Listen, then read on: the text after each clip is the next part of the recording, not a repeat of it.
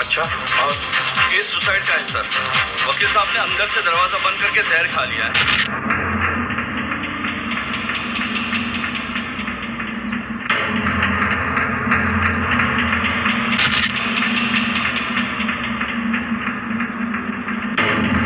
Doctor साहब, body को अच्छी तरह से चेक कीजिए।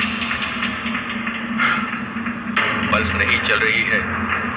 He is dead. बॉडी को देख के लगता है कि इनकी मौत रात को करीबन 8 और 9 के दरमियान हुई होगी।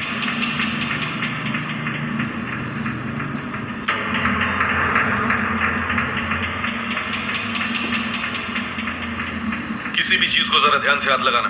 Yes sir. हो सकता है आत्महत्या का कोई नोट वगैरह हो।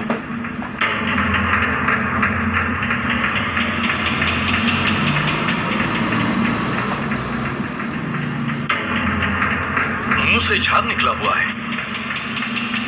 जाहिर है मौत जहर खाकर ही हुई है। खा लिया या किसी ने खिला दिया? कुछ कह नहीं सकते। अगर जहर अपने आप खा लिया तो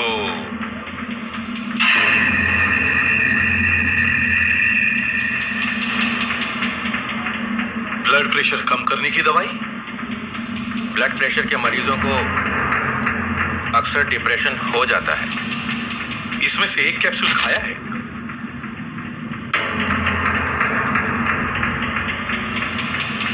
कुछ दवाइयां ऐसी भी होती हैं जो अगर इस दवाई के साथ खिला दी जाए तो आदमी मर भी सकता है।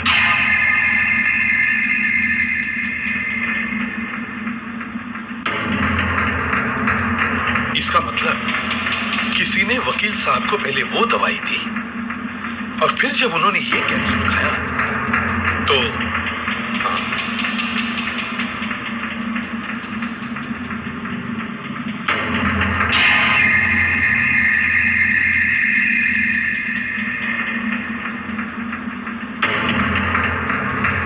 वकील साहब पाइप पी रहे थे।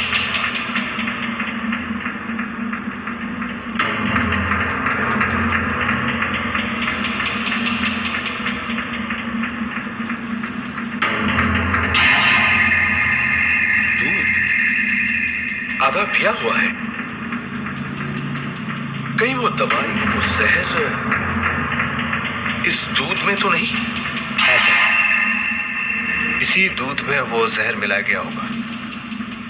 और सर, ऐसा कोई कागज भी तो नहीं मिला जिससे आत्महत्या के बारे में कुछ पता चल सकता?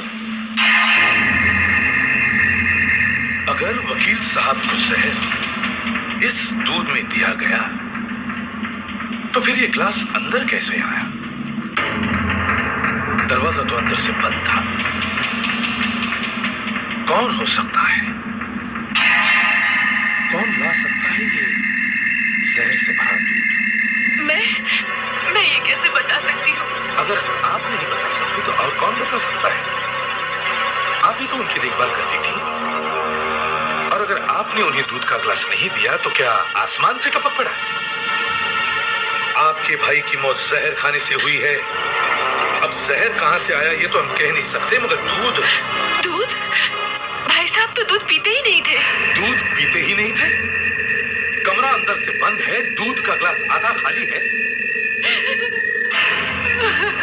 फिर ग्लास अंदर लाने वाला कौन?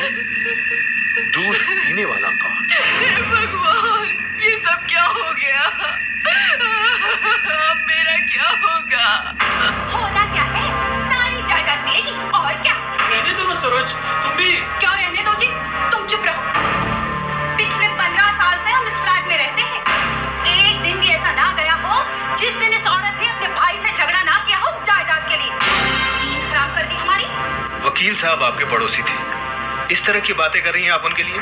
देखिए, वकील साहब को आखिरी बार जिंदा देखने वालों में सिर्फ आप ही हैं। और तो कोई घर में आया ही नहीं। आई थी। आई थी? कौन? वही चुड़ैल राधा। कहने को तो वो मेरी बहन की लड़की है, मगर उसे भतीजी कहने में भी मुझे शर्म आती है। क्यों? जब देखो जायदाद के लिए झगड़ा करती थी। झूठ बोलती है वो। कल आप वहां से कितने बजे निकली थी? रात 8 बजे के करीब।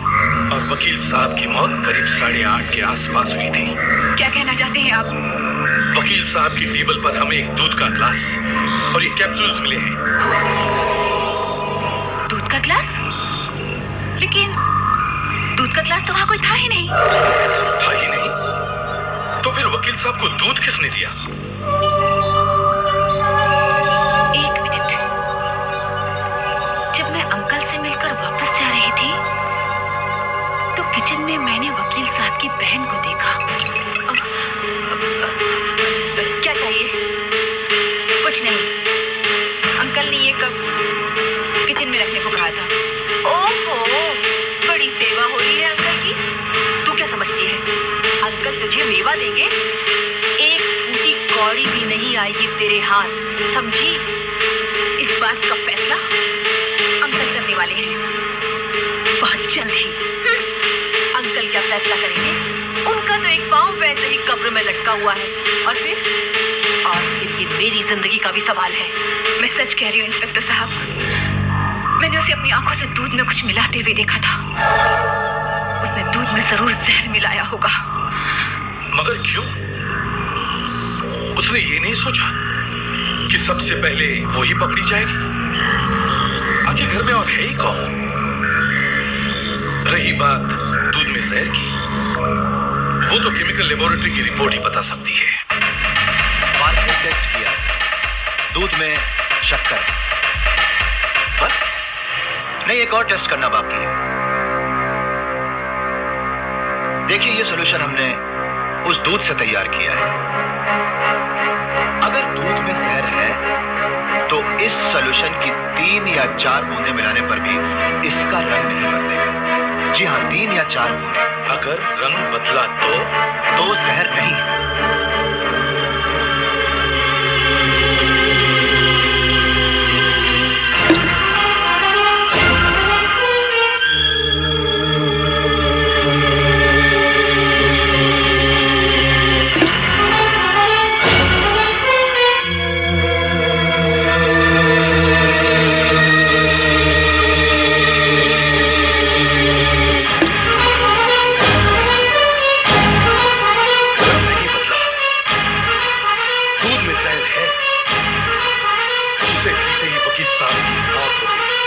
जरा रुकिए, मैं चौथी बूंद गिरा के देखता हूं।